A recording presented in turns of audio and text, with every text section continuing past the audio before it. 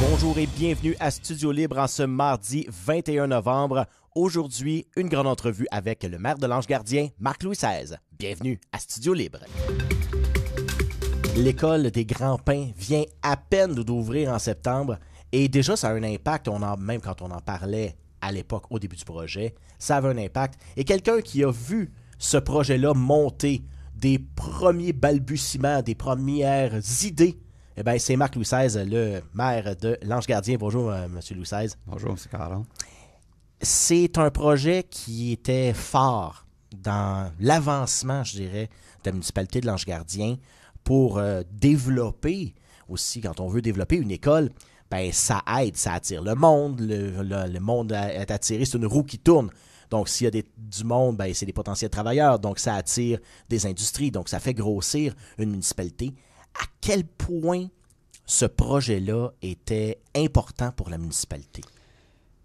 Bien, premièrement, ce projet-là, c'est un projet qui était très important. Puis moi, je vous dis, dans ma carrière politique, depuis 1995, donc en 28 ans, bientôt 29 ans, c'est le plus gros projet qui a un impact sur les citoyens. Donc, c'est un gros projet. Et puis, à l'époque, la commission scolaire était déjà venue nous voir plusieurs années, lorsqu'il était en quête de recherche de terrain dans l'Est pour la construction d'une école primaire. Donc, on avait déjà commencé à regarder à l'époque où M. Goulet était maire. On regardait pour des terrains. Ça ne marchait pas. Il n'y avait pas la surface ou le nombre d'acres requis. Donc, pour accueillir une école primaire. Donc, et puis, je me rappelle, à une époque, on avait été même à la commission scolaire. J'avais été avec M. Goulet. M. Prudhomme était venu avec moi pour leur dire, bien, écoutez, on veut bien, là, ben, on n'était pas capable à ce moment-là de livrer la marchandise. Donc, le projet de l'école, l'école des Grands Pins, c'est un drôle d'hasard comment c'est arrivé, puisque c'est le promoteur qui a le projet où est l'école présentement, donc qui était débarqué à la municipalité avec leur agent, donc qui était débarqué donc avec une matrice graphique démontrant le plan potentiel de ce futur projet-là. Et ben moi, ça fait assez longtemps, j'ai été assez allumé pour voir la matrice et en regardant le nombre de terrains, je me suis dit, il y a quelque chose à faire. Il y a quelque chose à faire. Parce que lorsqu'un promoteur développe un projet, vous avez la possibilité de prendre des terrains en compensation de parcs et terrains de jeu ou vous prenez une compensation monétaire. Ah, OK. Donc, lorsque c'est arrivé, j'ai dit, ben, parfait, je vois le nombre de possibilités de construction de maisons, donc j'en ai assez pour avoir à peu près 6 acres de terrain. Moi, je suis comme, je suis content. On y va. Puis même l'agent m'a dit, de quoi tu parles? Regarde, je sais que la commission scolaire recherche des terrains. Nous, ça fait longtemps que la municipalité, on veut avoir une école sur notre territoire, desservir tout le côté est. Donc, nous, on a vécu le boom démographique, puis on l'a eu beaucoup encore plus avec la pandémie. Les gens sont encore venus chez nous pour toutes sortes de raisons, environnementales, loisirs, les grands espaces. On a aussi le parc d'affaires, donc c'est beaucoup d'industries, donc des travailleurs qui s'en venaient. Donc, ce projet-là, le lendemain, j'ai rencontré la commission scolaire. Je suis allé les voir. Moi, j'ai dit à mon DG d'entrer en contact avec la commission scolaire. Je sais qu'il y avait à l'époque, il y avait une réunion des conseils des commissaires. J'ai dit, j'aimerais aller leur parler, leur démontrer d'un potentiel de terrain. Donc, le lendemain, je suis allé à la réunion des commissaires et je suis allé vendre ma salade. Donc, je suis allé faire une présentation, je suis allé leur montrer par Google Earth. Voici la municipalité, ça marcherait. On peut avoir des terrains disponibles pour votre école. Je leur ai dit à ce moment-là, je comprends que vous avez déjà un terrain parce que la commission scolaire avait soumis une offre au gouvernement pour construire une école primaire en arrière du CLSC, là, dans le fond. Mhm. Et puis, ça avait été refusé par Québec à ce moment-là. Donc, en sachant que l'école avait été refusée, l'année suivante, eux, ils devaient déposer une autre demande. Donc, c'est en même temps que moi, je suis allé leur dire, je sais que vous avez un terrain. Là, je pense que j'en ai un qui ça fait longtemps que vous cherchez. Là. Voilà, le voici. Donc, on a rencontré, tous les commissaires étaient emballés de ça. Suite à ça, on a rencontré la commission scolaire. Et puis là, a commencé l'aventure du plus gros projet en tout cas, de ma carrière politique. Puis, moi, je l'ai dit l'autre jour, je n'aurais pas pu réaliser ça sans l'appui de ma direction générale. Quand je dis ça, c'est qu'au moment où on avait la possibilité d'acheter le terrain, le futur promoteur, lui, avait toujours pas notarié tout son acte de vente de tout le projet. Donc, ça se faisait le 1er juillet. Oh. Donc, nous, en sachant tout ça, puis pour accélérer le processus, donc, au lieu de prendre la compensation de Parc et Terrain de jeu, là, ça dit, regarde, à cette date-là, nous, on va les acheter, les terrains à valeur fictive. Mais, par contre, de votre projet, nous, on va prendre la compensation de Parc et Terrain de jeu. Donc, on a payé le terrain comme 300 000 $, mais la compensation de Parc et Terrain de jeu, je pense, en monétaire, c'était à tout près de 255 000 ou 200. Fait que, donc, ça valait la peine de le faire. Ça valait, oui. Mais, donc,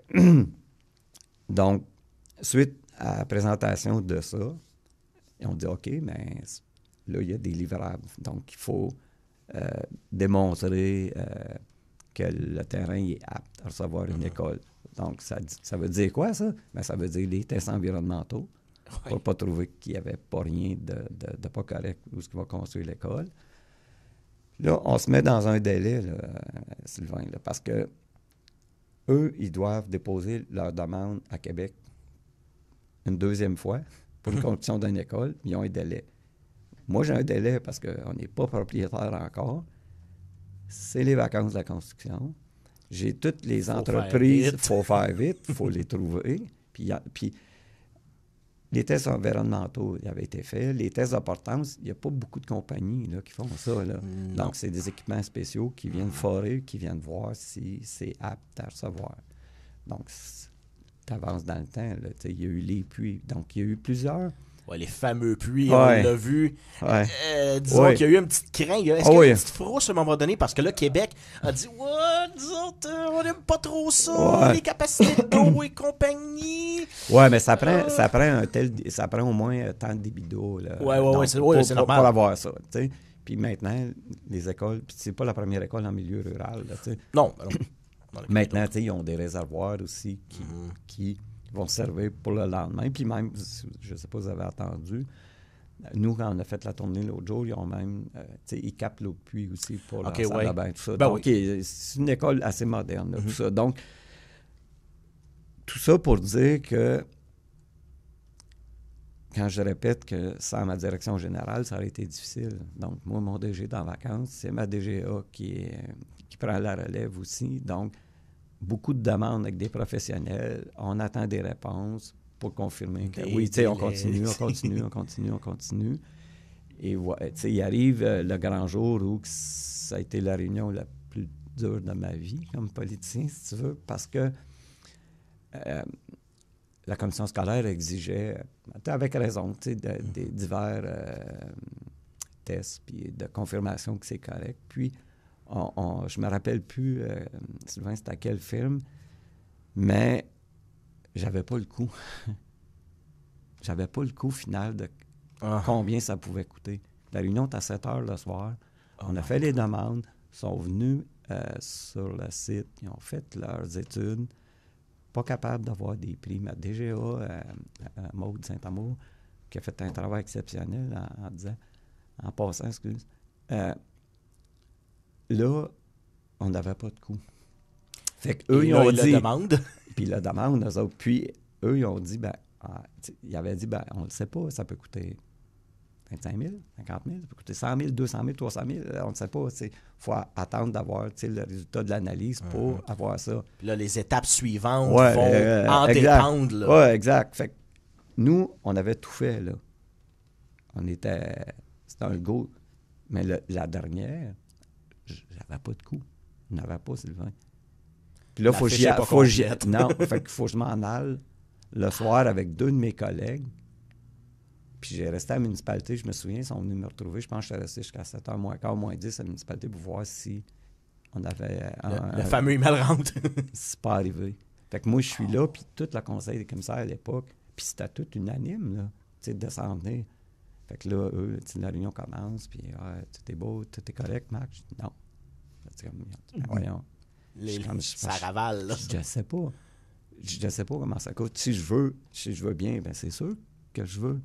Mais au moment où on se parle, je sais pas comment ça coûte. Tu sais, quelqu'un, je me souviens, il avait dit, ben, tu peux pas décider. Mais je dis, ben, c'est parce qu'un conseil municipal, ça parle par résolution. Ouais. Fait que moi, je peux vous dire oui.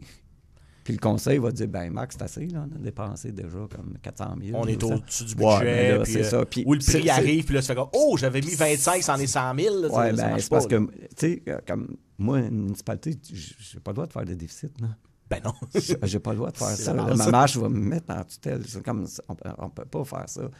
Donc, ça a été difficile. Ça a été difficile pour eux. Puis je les comprends parce que eux, c'était leur date limite pour envoyer une école. Puis là, il fallait qu'ils fassent le choix un petit peu déchirant de dire, ben, on présente-tu la même demande ou on s'en va déjà avec celle à l'Ange Gardien en sachant, ben, probablement, ça va coûter moins cher. Puis, les votes avaient été égaux. C'est Éric-Antoine, à ce moment-là, qui avait utilisé son vote. De veto. Oui, c'est ça. Donc, lui avait tranché. Lui croyait, comme moi, j'y croyais. La seule chose que j'avais pas le coup à la fin. Puis, tu sais, j'avais dit à l'époque, à la table des commissaires, ben, il y a des commissaires, l'Ange Gardien, je devrais être content, tu sais, comme je signe pas un chèque en blanc. Là, je savais pas. C'est pas que je la voulais pas, là. Mais là, aujourd'hui, tu sais, elle est là. Puis, je pense que peu importe, il n'y a pas un projet qui... Tu vas avoir des impondérables dans un projet. Tu vas faire face à l'adversité. Puis moi, je ne me trompe pas, je pense que j'avais 5 à 10 de chances que ça marche, qu'une école s'en vienne chez nous. Fait que on touche du bois. Ouais, exact. C'est parce que mon délai était tellement court là, que c'était comme... Ben, moi, je croyais qu'on était capable de le faire. Puis, on le fait. Puis aujourd'hui...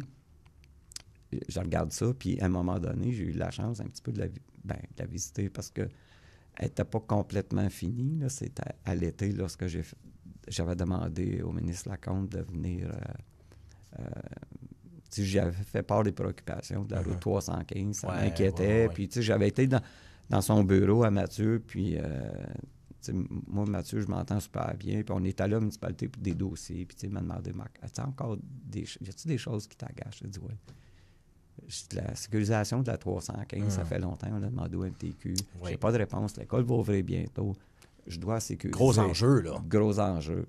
Et puis, il dit OK. Il dit, écoute, Marc, il dit, bientôt, je vais t'appeler, puis tu sais, j'irai voir ça.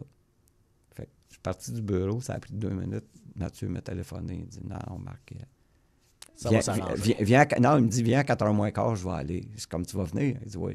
Fait qu'il est venu. Il est venu me rejoindre. On est allé à l'intersection. Il dit, ben voyons, Marc, mais je garde ceux qui arrivent là, en aval, ceux qui arrivent de Mayo, c'est ça? Oui. Ben, c'est parce qu'ils s'en viennent, là, ça, à pleine vitesse. Ouais, 90, là, exact. Puis, donc, fait qu'il, OK, il dit, laisse-moi regarder à ça. Je pense que c'est même pas 2 semaines plus tard, j'ai eu un appel sur l'heure du souper samedi soir, ça m'a tué comme un texte. Il dit, écoute, Marc, ça bouge pas mal, on a travaillé, même la charge du cabinet du ministre des Transports est allée. Regarde, on va peut-être te proposer des options en 3 étapes, puis ça fait ton affaire. Nous, on en rencontre avec les policiers de la sécurité publique, parce que, on a impliqué les policiers aussi afin de sécuriser, puis même, les marcheurs viennent à l'intérieur du projet. Il y a quelques autobus qui y vont. Ouais. Mais moi, je reste aux Arpents Verts, puis ma conjointe, une ancienne enseignante, elle est en retraite, elle est une enseignante à l'école du Ruisseau. Elle me disait, comme, Marc, les jeunes dans le projet, il n'y a personne qui va les empêcher, ils vont y aller en bicyclette à l'école. Puis on veut que les jeunes soient actifs, puis qu'ils bougent, puis ils vont y aller, là. Donc, fait que c'est de là aussi la crainte qu'il y avait de la possibilité d'enfants aussi qui traversent là. Puis Ben nous, oui, on voulait c'est sécuriser l'école, l'hôpital. ça attire. Donc, le ministère, tu sais, Mathieu nous a dit que le ministère, là, en tout cas, on l'a appris qu'il ferait ça en 3 étapes. Donc, ils ont mis des arrêts surdimensionnés. Là. Vous avez vu qu'il y a une lumière qui clignote, un 4-stop. Donc, et d'ici 2 ans, 3 ans, là, fait que les 2 prochaines années, ils vont faire une autre voie pour tourner à gauche, à l'école. Et puis, il va y avoir un feu de circulation qui va arriver là, qui va venir sécuriser. Mais on a mis... Moi, j'avais dit à Mathieu, tu sais, je t'apprête à accepter les arrêts. Déjà là, premièrement, je veux sécuriser. Au moins, juste l'arrêt, là, oui, tu exact. pas le choix de le faire. Mais j'ai besoin de l'affichage en conséquence, en amont, en aval. Puis là, je voulais que ça soit installé au moins quelques mois avant que l'école commence pour que les gens là, s'habituent. Puis les policiers ont été là, et puis même les policiers... Tu sais, au début, ils ne donnaient pas d'infraction. Ils disaient, comme je vais rappeler, il va y avoir une école, c'est important. Conscientiser les gens. Puis, je pense que ça a fonctionné. Donc, cette journée-là où je suis allé à l'école avec Mathieu, j'ai eu la chance de visiter. Puis, puis encore, cette semaine de l'inauguration, ça vaut chaque sou investi. Elle est tellement belle, cette école-là, là, avec les... C'est haut plafond, c'est moderne, c'est beaucoup de lumière, c'est beau, un beau gymnase. Donc, moi, chaque sou qu'on investit là, ça vaut son pesant d'or. Puis, les citoyens qui sont là, ben sont contents. Puis, moi, c'est mon 2e mandat à la mairie. Mais je savais déjà, avant le 2e mandat, que l'école s'en venait. Les citoyens, moi, c'est comme tout le monde m'aimait là, dans ce quartier-là. Ouais, tu peux toujours, en politique, tu peux toujours en avoir du monde qui t'aime moins, whatever. On dit qu'il y en a 50% qui t'aiment, le reste, c'est ça. Trop. Mais quand même, les gens étaient contents. Les jeunes familles qui sont en île, là, qui ont décidé de se construire là, ou près de Port-Vert ou de l'autre projet du Quai Boréal aussi. Donc, ça donne une âme à la municipalité. Donc, les enfants vont pouvoir s'épanouir chez eux. Puis, la cour d'école aussi va être accessible, belle. On a investi aussi dans la cour d'école. La municipalité, on a mis des sous dans la cour d'école. Donc, c'est vraiment une très, très belle école. Ils sont chanceux, les enfants. Et là, l'ange gardien pour les familles devient une option. Ah oui. Parce que si on dit, oui, je m'en vais à l'ange gardien, mais je suis obligé d'envoyer mes enfants à l'école, exemple, soit à Buckingham ou un peu partout ailleurs, tu fais, on va aller directement plus proche de l'école. Puis souvent, quand on vend d'une maison, c'est un argument de vente. Hey, l'école est proche. Là. Donc exact. Là, ça devient beaucoup plus intéressant pour vous autres de faire des développements aussi. Oui, exact. Donc, puis, mais tu sais, ça reste tant qu'à la... Tu sais, il y a des endroits dans la municipalité des familles auraient aimé ça que leurs enfants aillent à l'école là, mais ça, c'est pas ma compétence. Moi, c'est vraiment la commission scolaire, selon le territoire, qui définit qui va à quelle école. Donc, mais, en tout cas, ceux qui vont à cette école-là sont chanceux parce que c'est extrêmement beau. Ça fait l'envie aussi. Ah oui, ça fait l'envie. Puis pour nous, c'est une belle réussite. C'est une belle réussite avec la commission scolaire. Donc, je pense que la commission scolaire aussi, ils ont toujours réalisé qu'on était des bons citoyens corporatifs. Même à l'époque, je le répète, j'aurais aimé ça. J'ai oublié de le dire l'autre jour au ministre Drainville, mais quand on parle du terrain synthétique, mais la commission scolaire, on avait débarqué là, nous, puis on avait été un peu le catalyseur parce qu'on était les premiers qui étaient allés cogner et dire, nous, on a une somme de 250 000 à investir chez vous, à une condition sine qua non. Si vous construisez un synthétique, on est prêt à vous donner ce montant-là. Et puis, là, ça avait enclenché. À l'époque, le maire Maxime Penneau-Jobin, il était comme conseiller. Il était pas maire de la ville de Gatineau. Donc, ça avait enclenché aussi un ralliement à tout ça. Et puis, la construction s'est faite. Donc, on était des bons citoyens avec la commission scolaire. On l'a été avec la construction de l'école, avec la cour d'école. Puis, on va sûrement l'être pour plein d'autres projets. Pourquoi? Évident. Parce que c'est nos enfants aussi. Nos enfants, les élèves vont à l'école à Buckingham. Il y en a quelques-uns qui vont à l'extérieur, mais la majorité vont aux écoles à Buckingham, à Polyvalente. Donc, c'est important de pouvoir leur offrir. Puis en même temps, mais ça démontre que tu es capable d'avoir un bon partenariat avec une ville voisine aussi. Tu sais, c'est pas tout le monde qui va aller investir là, ailleurs. Là. Mais nous, on l'a fait. Pourquoi? Parce que nos élèves vont là aussi. On parle souvent aussi de mettre en commun, parce Absolument. que pour une municipalité de 6 000 habitants, Ouais. de construire des infrastructures, c'est impossible. Non, j'ai pas la masse pour... À moins que ça nous tente d'augmenter les taxes de 10 puis 15 fois, là, mais ça fonctionne pas. Non. Faut avoir un partenariat. Puis la ville de Gatineau, je pense, en tout cas, on a déjà... Buckingham, c'est plus qu'acquis. Là. Oui, puis nous, tu sais, on a aussi, on a une entente de loisirs avec la ville de Buckingham, puis on l'a avec la ville de Buckingham, avec la ville de Gatineau, mais ça remonte à l'époque même où quand il y avait la ville de Buckingham, la ville de Masson-Angers, tu sais, la municipalité de l'Ange-Gardien avait une entente de loisirs avec Buckingham, avec la ville de Masson-Angers, et puis quand il y a eu la fusion de Gatineau, c'est sûr, on s'est assuré de garder, on est la seule municipalité qui a une entente de loisirs. Vous êtes si près aussi. Oui, exact. Là, donc, puis même, des fois, je suis pas certain qu'ils seraient capables d'offrir des cours. Là, nous, on vient un petit peu combler, on prend pas la place de personne, mais nous, on donne un bon montant. Les gens sert aussi. Exact. Puis, on l'a démontré qu'on est capable d'investir, même si c'est pas chez nous, puis pour le bien commun de tout le monde. Donc, moi, je pense que la jeunesse, c'est important. Puis même dans d'autres secteurs aussi, ça va avoir de l'impact. On parlait... parce que, exemple donné, vous voulez attirer une industrie. Absolument. L'industrie va dire, ouais, mais OK, parce que moi, c'est beau, je vais aller m'implanter chez vous. J'ai tant d'emplois à offrir, donc 50, 60 emplois. Avez-vous du monde? Là, je cherche, mettons, dans la force de l'âge, là, des gens qui sont sur le marché du travail. Ouais, on n'a pas vraiment. Ils vont venir de Gatineau, ils vont venir de Buckingham alentour, mais là, on sait avec la pénurie de personnel, j'imagine que d'avoir du nouveau monde, là, vous voulez attirer d'autres mondes. Ouais. Là, vous avez un parc avec Chamboisé. Vous offrez une belle panoplie pour des gens qui veulent rester. Oui. Bon, donc, l'école, c'était juste un autre case à cocher, là, finalement. Absolument, parce qu'on devient de moins en moins une municipalité dortoir. Je l'ai dit souvent, mais c'est vrai. Parce que le parc d'affaires, ça a attiré beaucoup de travailleurs, beaucoup de familles. L'école a attiré beaucoup de familles. La pandémie, pour d'autres raisons. Mais, dans la MRC des Collines, je pense qu'on est la municipalité qui a une plus belle progression. Là. Puis même au Québec, je vous dirais, là, c'est beau, l'Ange-Gardien aussi. Je me promène souvent et puis c'est très, très, très beau.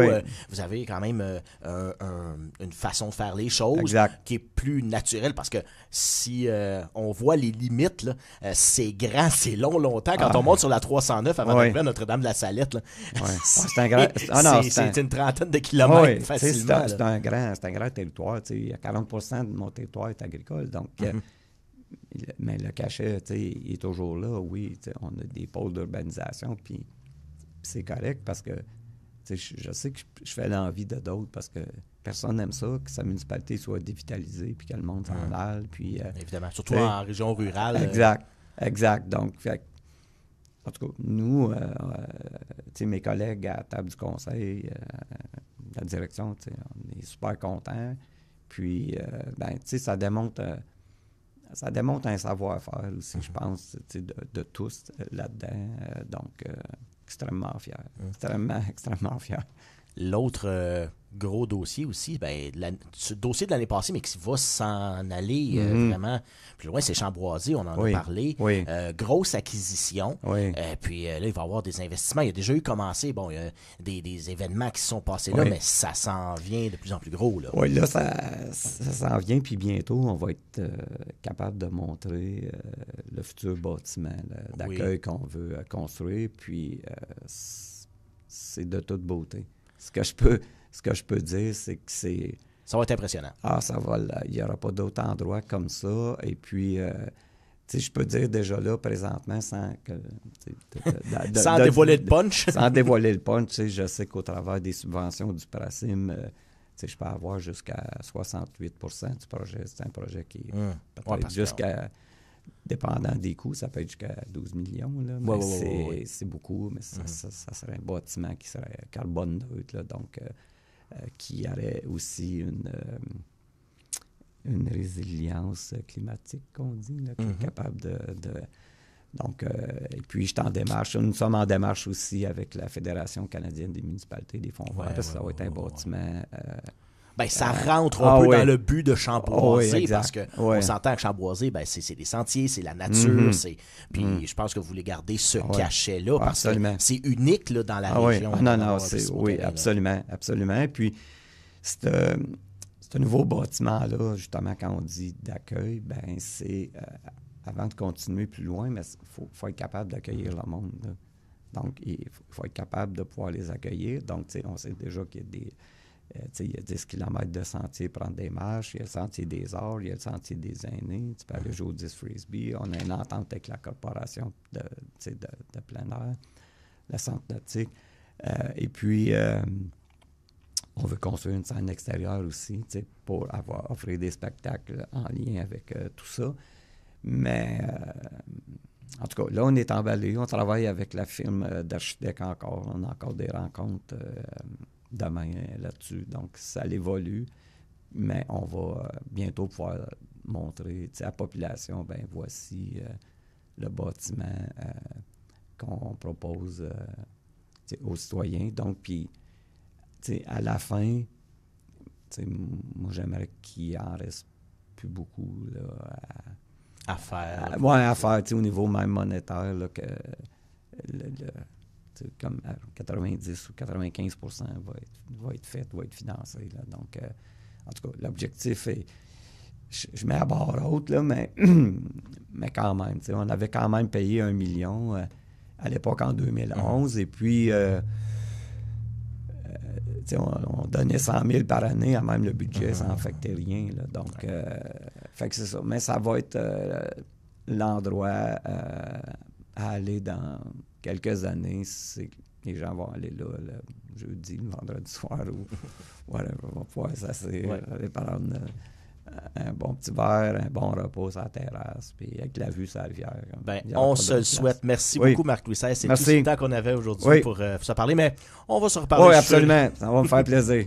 Merci beaucoup d'avoir été des nôtres pour cette édition de Studio Libre du mardi 21 novembre. Je voudrais remercier mon invité, M. Marc-Louis XVI, maire de l'Ange-Gardien, et vous rappeler aussi que cette émission va être disponible sur notre chaîne YouTube. Notre page Facebook aussi est active, donc suivez-nous sur nos médias sociaux, abonnez-vous, et on se revoit jeudi pour un autre Studio Libre.